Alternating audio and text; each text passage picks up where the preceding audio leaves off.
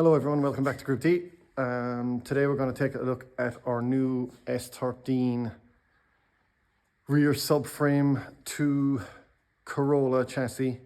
It's a product we sell and we've been redesigning for quite some time, and I'll do a tutorial today on how it goes into the car. So we have this KE70 up on the ramp, so let's take a look at how the new kit goes in.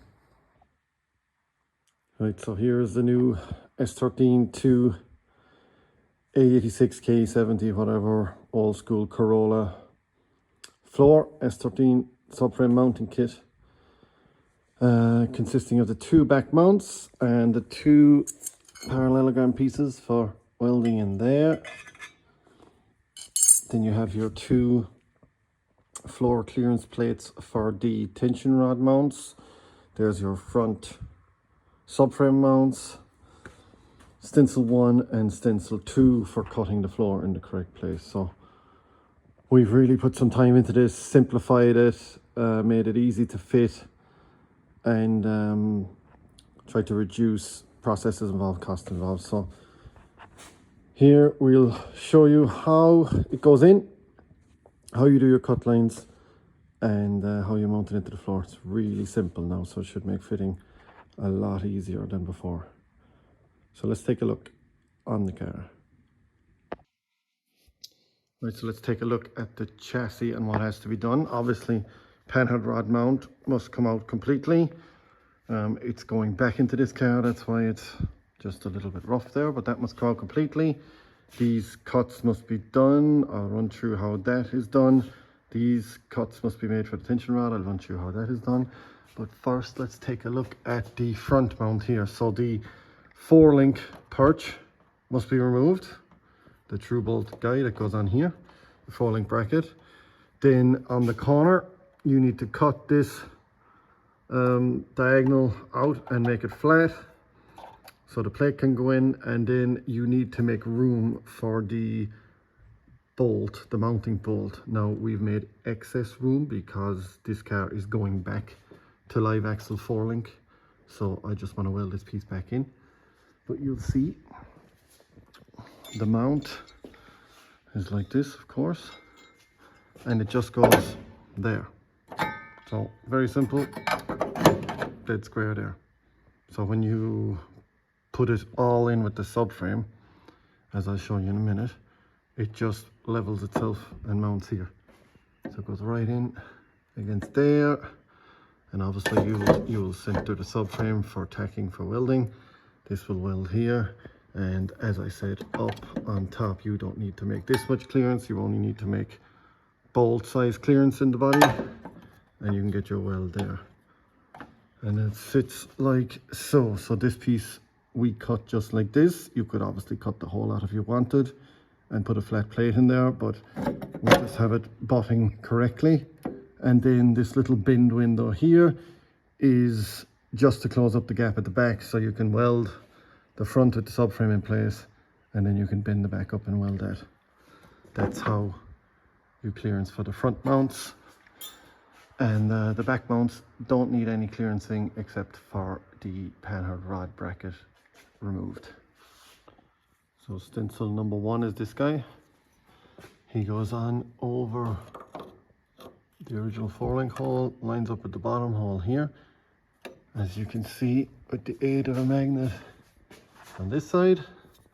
So then you just mark your cut line, cut out this section of the chassis, this kind of triangular section, both sides, then push the original chassis up and weld it up, and you end up with something like this. It makes life very easy, and that clears the subframe perfectly. Stencil number 2, included in the kit, is this guy. He pops in here. You line up the teeth with the original chassis line, like so, and then that gives you the cut line to be able to cut the floor. So level with the chassis on this side, line up the teeth with the original chassis line in the body, and then you can mark out your cut line for your tension rod clearance. Easy peasy. So once you have your cut line done, these two pieces come in the kit, and once you have your body bent in the right amount, it'll fill up the triangular space and fits the floor perfectly. And then you have both sides clear for your tension rod mounts. This is your S13 subframe, ready to offer up to the car. Your front plates in and your back plates in, ready to go up against the floor.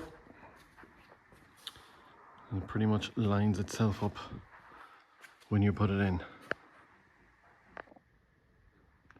Right, so here's the kit mounted, ready for welding. You can see the back section here. The triangle comes up there. You've got a assist hole here if you want to clamp it. This is bent just to show you. Bend these over, weld them along the chassis. Same here, this will bend up into this space and you can weld it up. Front section sitting in and level. This section here ready for welding, and then this little gap here can be just pushed up because it is bin window. That's basically how it sits. Let's get it up against the chassis, get it nice and level. If you butt these forward, it'll square it up. You can see where the tension rod just touches the floor here. Lower control arm needs tiny bit of clearance on the floor here. No need for a welding piece really, it's just small clearance, and your center may need clearance to your diff tunnel depending on what bushes you use, whether it's subframe against floor, or some have, if you're using the rubber bushes or poly bushes, they have a spacer or gap here, so it depends for your diff, but that's not much to do with everything being already done for you. This little parallelogram piece pops in here, you can do it, and takes up that space for welding as well. So that is the kit ready for welding. Simple, quick job, as intelligent as we can make it.